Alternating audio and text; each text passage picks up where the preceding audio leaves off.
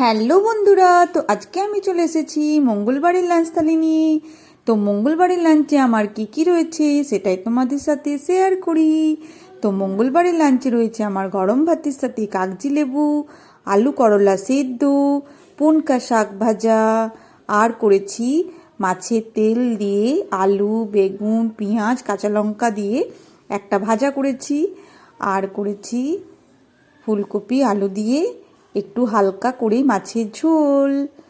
তো কেমন লাগলো আজকে দুপুরের আমার লাঞ্চ থালি?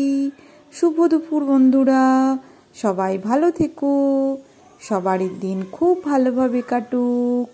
Good bye.